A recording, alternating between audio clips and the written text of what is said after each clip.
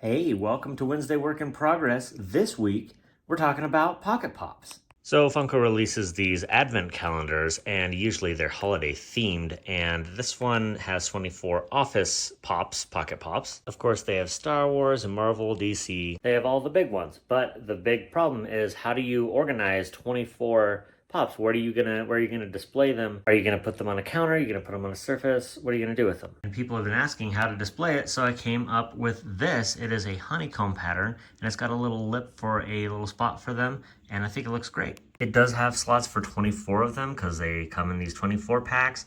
And the only problem with this one is that it fits these ones really well, but it won't fit the ones with the bigger clear display bases. And I really like this design. I could scale it bigger, but it won't fit on the printer. If I scaled it to the size that it would need to be, it would be just too big, so that won't work. So I've been working on some different layouts, like this one, for instance. It's still a honeycomb, kind of, but it's got a much bigger base for those clear display stands, those stabilizer discs. And, you know, it does fit 24 and just has a cool different pattern to organize all of them. I tend to stick with a honeycomb pattern if I can, or just any sort of hexagon, just because they always look good and always go together really well. But then I had somebody else coming and saying, oh, well, I've got the, like a horror pack of 13 Pocket Pop. What should I do for that? So I did make individual stands for Pocket Pops, and these are good because you can put them wherever you want, and just put your pop on there.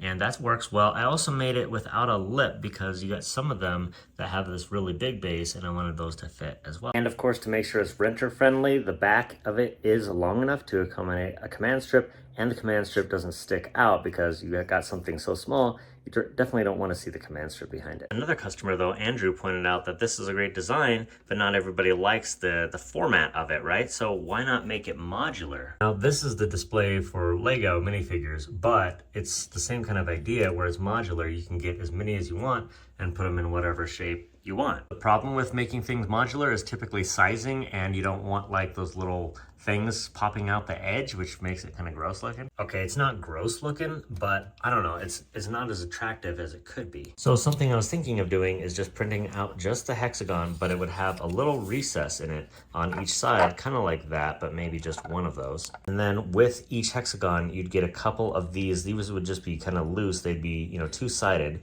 and you could just attach it on like that. And then of course the other side would fit like that, and you would be able to attach as many as you can together, but of course it wouldn't stick out on the edges if you didn't want to have you know, something connected along the edge, of course. A modular option would also be easier to print because this thing, I have to manually change the filament out for that color change, and it takes like 6 hours or so for this, and that's kind of a lot of time on one printer for one product, right? Modular option, I could split up across different printers and have it print out really quickly. Plus I could use the color switching option in some of my machines to do the color switch for me, which would really be helpful. One drawback of that option would be that, you know, you have to keep track of those little tabbies that connect them, but I think that would be okay. I'd probably ship like 2 or 3 with each hexagon. That way, if you lost some, you'd still be okay. So that's what I'm working on this week, just trying to make sure that these are available and ready to go, and good design options, you know, before the holiday season. And certainly in the last week, we've come up with some other cool products and options,